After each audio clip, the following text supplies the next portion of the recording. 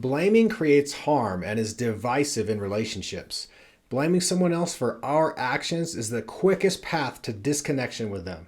And you know what it feels like if you've been blamed for something you didn't do. You want justice. Maybe nothing brings up our defenses faster than being wrongfully accused. In this video, I'll share with you how blaming can look, why we do it, where we may have learned it, and how to change this negative relationship dynamic.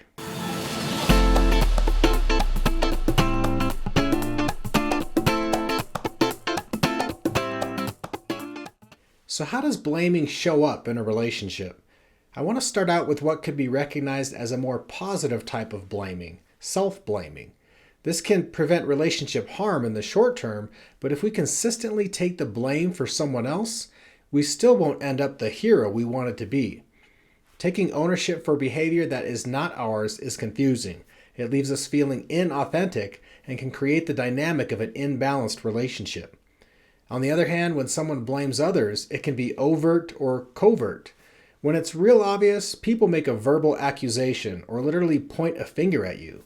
They may say, "Why do you always have to be so difficult? If you would just relax, we can have a normal conversation."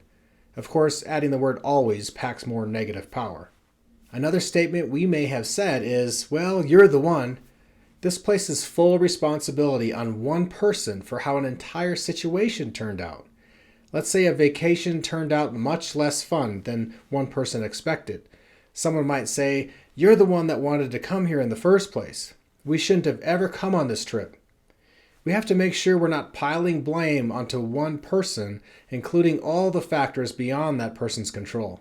Someone engaging in covert blaming may give you the "I told you so" eyes, roll their eyes, or shut down and be silent for days to make you pay. Without a conversation, one person may be targeted for the relational tension and distance. When full responsibility lies with one person, a healing conversation can take much longer than both partners desire. Another type of blaming is blame shifting. This is clearly deflecting personal responsibility to someone else, but this often happens very quickly during a conversation. People attempting to make you feel responsible for their words or actions are engaging in manipulation. This is dangerous to our sense of emotional safety in the relationship. If left unchecked, this power move may advance to gaslighting. This happens when someone makes us think we're crazy because they're distorting the facts and trying to convince us of a different reality. We all have varying levels of narcissism, but the best gaslighters and manipulators rarely take responsibility for their words and actions. Very often, they steamroll over people and need to hold all the power in the relationship. They get so good at deflecting blame that they believe their own lies. It's important to know that when interacting with a true narcissist who is not open to seeing his or her part in a relationship issue, we need to change our tactics. It is not healthy to continually be vulnerable with them if they're exploiting us and insisting that we are fully responsible for their contributions to the problem. At that point, we may need some emotional space so we can seek mental clarity to review the facts and talk to another supportive person. So why do we blame? As I mentioned earlier, we may blame ourselves to keep the peace in the relationship. It may just seem easier to assume blame to avoid arguments and being blamed in a harsher way. More commonly, we deflect responsibility because we want to get our way and make ourselves look good. Some of us cannot identify or be realistic about our weaknesses and mistakes. Sometimes we blame to belittle someone else and maintain all the power and control in the relationship. And other times we are making excuses. Telling someone the traffic was terrible is different than simply saying, "I left late," or "I didn't allow enough time to get here." If we want to be authentic, we might say, "Traffic was heavier than I expected." That's really the goal in accepting responsibility, to build a daily habit of being honest and true to yourself and others. Let's think of where and when we learned to blame. I don't think this needed to be a learned skill. Toddlers blame each other for taking their toy without any prior training on how to lie or deny. But of course, blaming could have been modeled in our family growing up.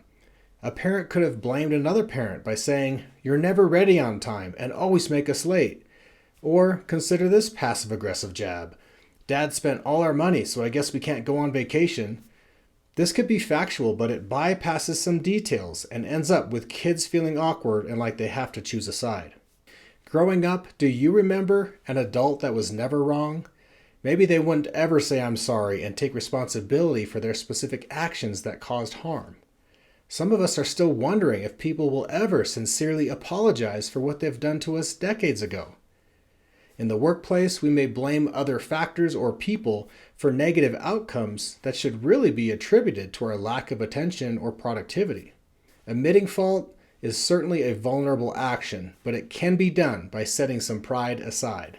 Every time someone admits a mistake and takes responsibility for their actions, we may feel a sigh of relief. Appropriate responsibility was taken, and so we don't have to defend ourselves for something we didn't do. So how do we get ahead of this common destructive relationship tactic? First, we can prevent blaming by clearly recognizing boundaries and asking ourselves, what is mine and what is theirs? We have to really slow down and check the facts so we don't take more responsibility than is truly ours. Using I statements helps us get in the habit of owning our feelings and actions. With some practice, we can get good at a handful of these ownership statements. I'm sorry, I wasn't listening. Can you please say that again? When used honestly, saying, you are right, is a powerful phrase that prevents the blame hunt and bridges connection. We can also take responsibility for our part in a tense conversation and say, I know I tend to multitask, so it's very possible I wasn't paying attention. I can see why you're upset. Even though we're assuming appropriate ownership, we can still make a valid request if we're trying to change a recurring negative cycle. That might look like this.